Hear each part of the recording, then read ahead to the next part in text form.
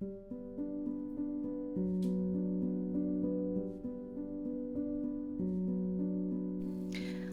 I'm Dana. I'm a millennial from the San Francisco Bay Area rediscovering the beauty and tradition of the Roman Catholic faith. Whether you've always called this faith your home or you're just now catching a glimpse of its beauty, I'm honored to share my journey with you. These are my Catholic memoirs.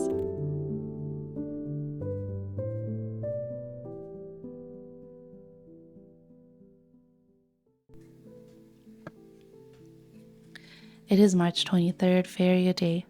All the angels and saints, please pray for us. This morning has been a little bit of self-care. I needed to treat myself. I had a difficult time last week with just getting through life after having a trauma therapy session with my Catholic counselor.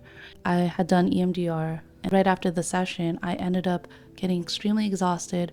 I fell asleep for 3 hours and woke up still exhausted. And this was on a Wednesday.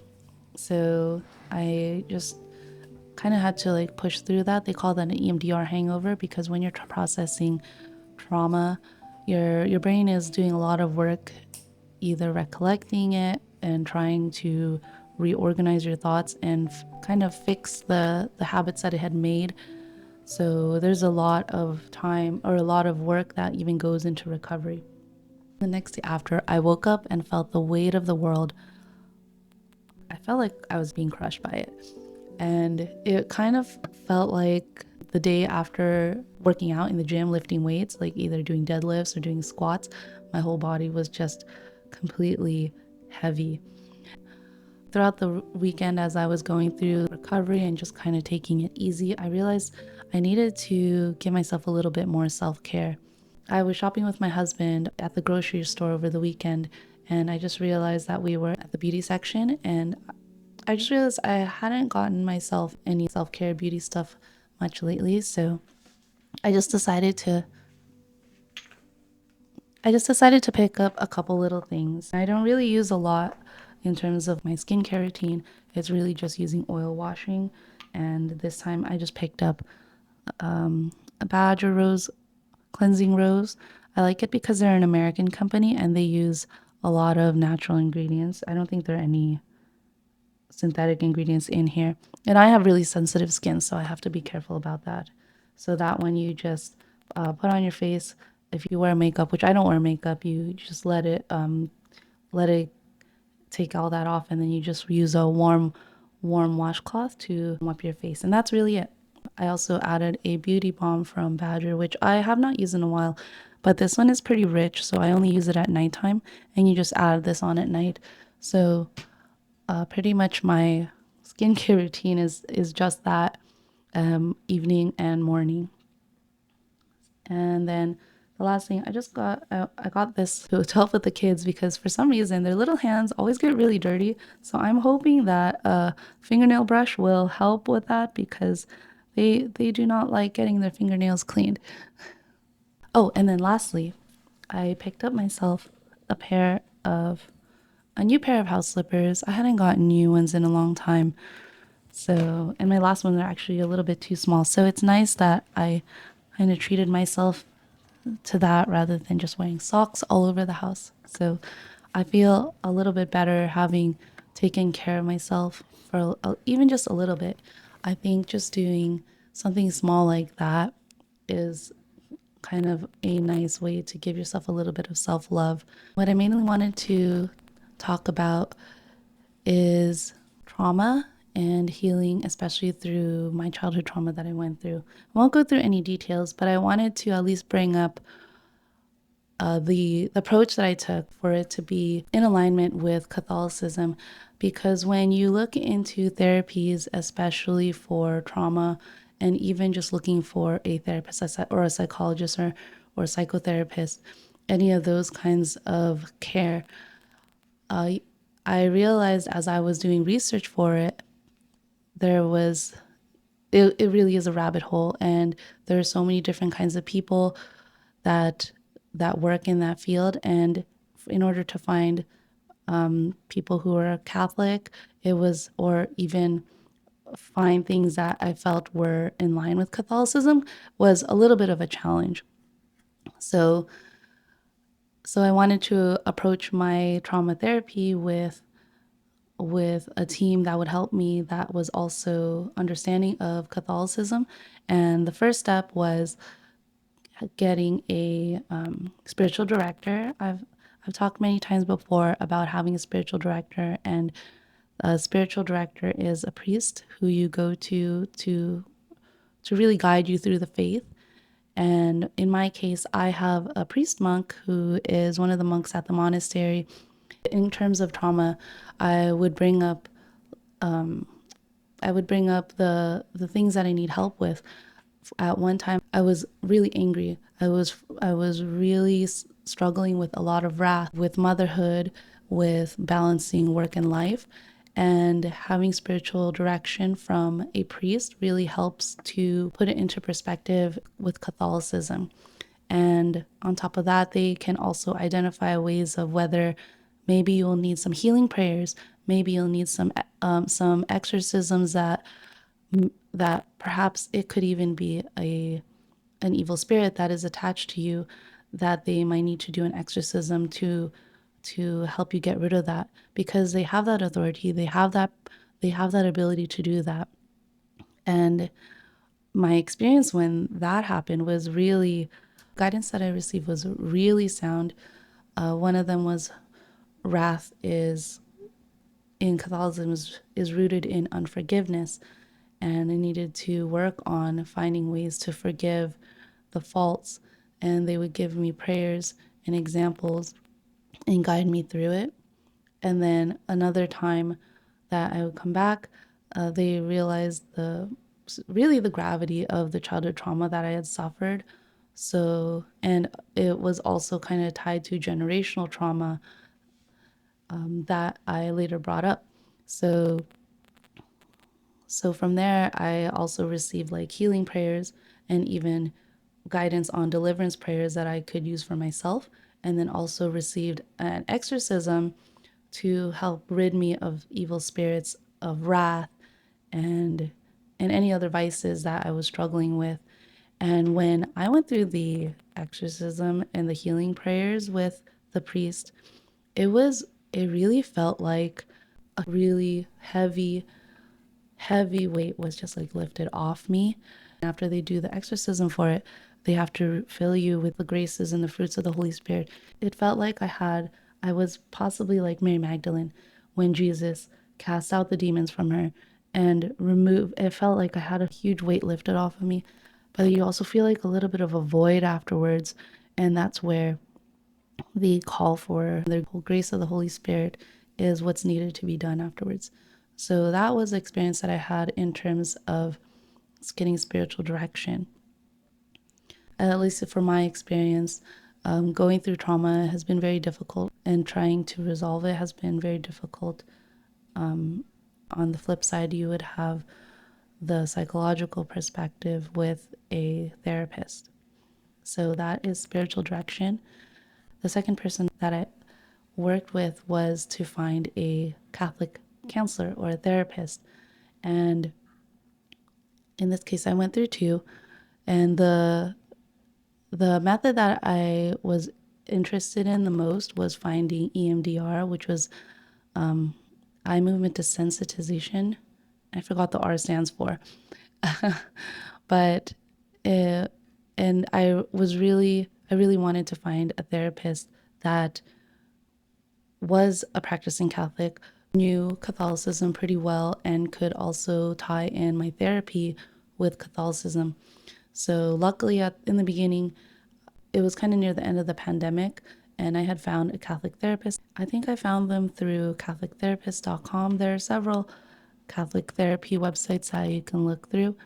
And this therapist was a licensed social worker, and I thought it was my first experience with EMDR. I only went through a couple sessions, and it was very helpful.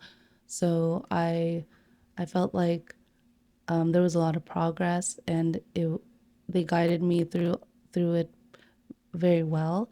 The downsides with getting therapy is it can get really expensive. So this therapist was not a network for me for insurance, and it just felt like a financial burden, even though it was helping a lot. So fortunately, I found a therapist through my church, and they were giving free therapy with a licensed therapist. And this therapist was actually had a psychology background. So it was it was nice that it was more in person. The previous one that I had was all virtual, but this one was like in person. And I went through maybe around a year of therapy with them, and it was also at the church. So there was it was more of like a clinical, like in-person setting. I went like okay with in person and sharing all that stuff, but it was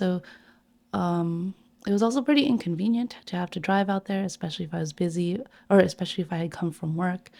And sometimes I would even be like too stressed out from driving or something and having to manage that. So although I guess that was one of the downsides. And then the therapist was just a lot different than the first one that I had. It was less guided. This therapist wanted me to pretty much put me in the driver's seat, and I had to lead the way. And for me, that was really difficult. I didn't really know what to say. Um, I guess I wasn't very decisive in a lot of things, so I struggled with that. I did learn a lot of good things. I was referred to a book called The Body Keeps the Score. This therapist had like a psychology background, so they knew trauma can be stored in the body. It can be stored in our muscles, in our fascia. When we go through trauma again, like trauma therapy, it's like sometimes a person can relive it and feel that pain again. So that was that was like really the biggest takeaway that I got from that therapist. And then they also gave me some. They're also I think they're also a family therapist, so it was nice because I could go with them and get advice on parenting. But eventually, that therapy ended up no longer being free. And then I kind of contemplated whether I really wanted to continue with that therapist. And eventually, I ended up going back to my first therapist, the virtual one. And I've been with that therapist for half a year now. And I've continued to do the EMDR work with that therapist, and then also internal family systems. So this is also known as parts work. And I think that combination of EMDR and parts work is extremely, extremely good, because in between the times that I would do EMDR, I would realize that there were thoughts and kind of like different parts of myself that would lash out or become very intense as I was going through the trauma. I think one of them was we were going through internal family systems or parts work, and I discovered that I had a perfectionist part. And what IFS does is you start to talk and address that part of yourself and try to make peace with them, come to terms with them, give them what they need.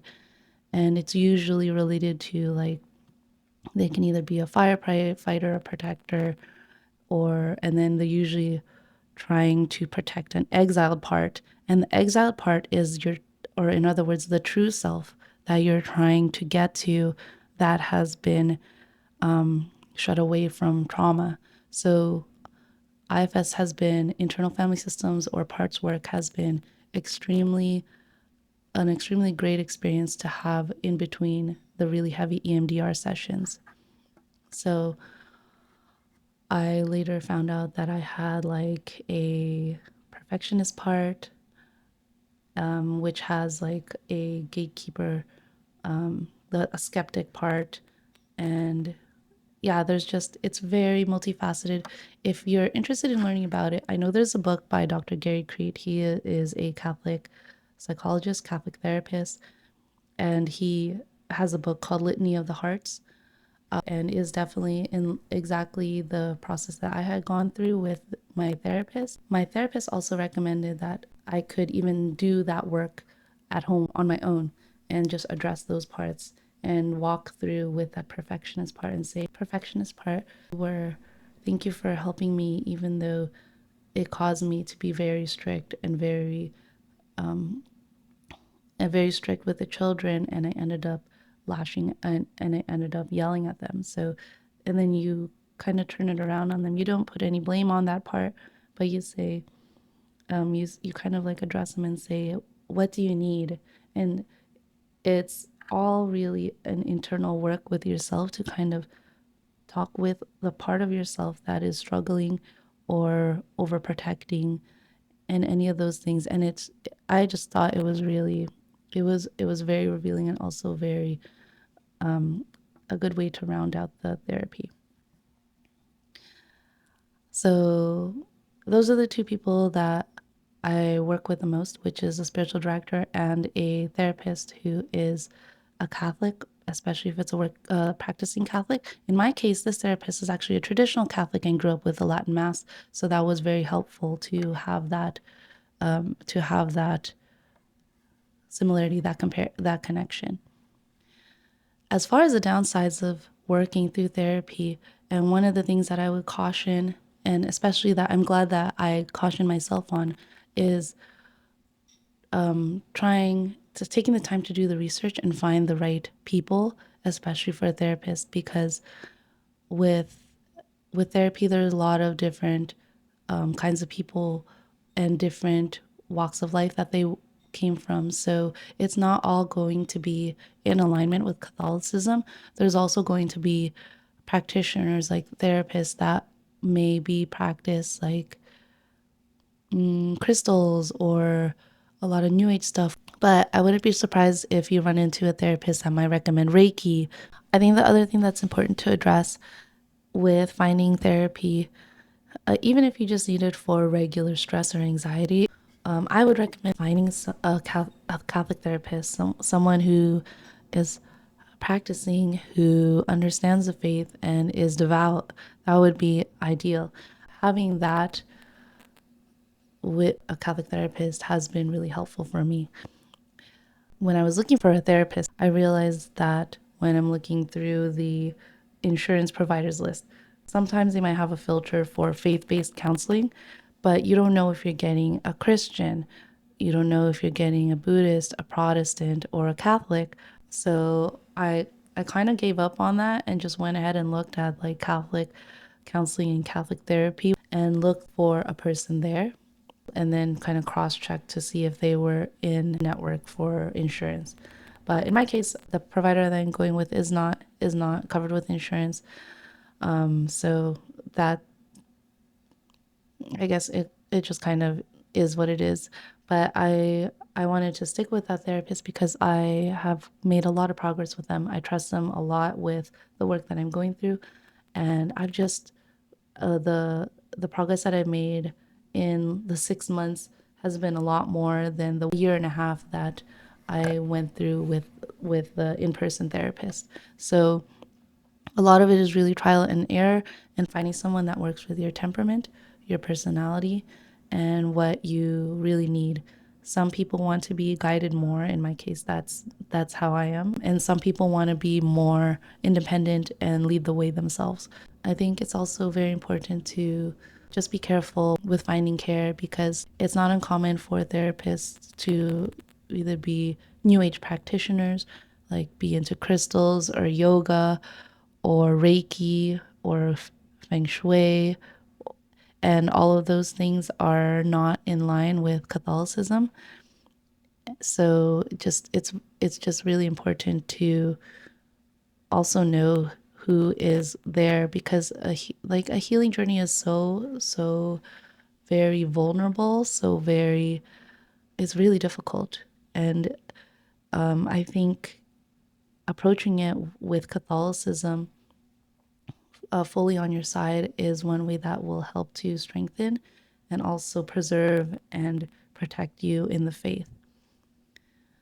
And then the last thing outside of the people that help on a spiritual and psychological level is like the self-care that comes from post sessions. And for me, it's a very somatic experience, where what somatic is, I feel it in my body.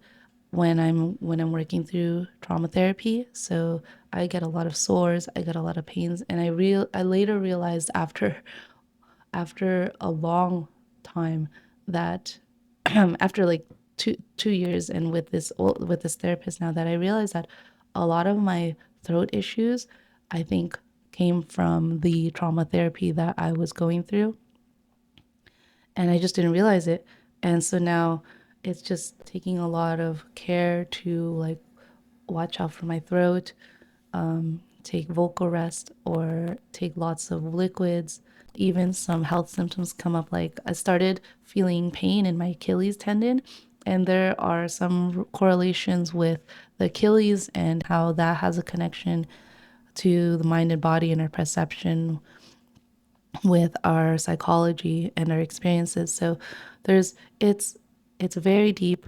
There's a lot of layers, and I guess my main takeaway that I'm trying to give here as I recount my experiences is that I think it's so important to just walk with people who are walking the faith with us. So definitely having a priest to guide you through the spiritual layer, and then having a Catholic therapist to guide you through the psychological and the healing part of it. And then aside from like this regular self-care that you can give yourself, like lots of rest, lots of water, taking it easy, there's also getting massage therapy can help with that. And I realized that I think I need to get a trauma-informed massage therapist. That will probably be the next step I'm taking. But of course, with massage therapy, I also have to keep in mind the things like avoid the practitioners who use crystals, Reiki, energy stuff, any of those things that are not in line with the faith. I hope this has been very helpful. God bless you, and thank you for taking the time with me.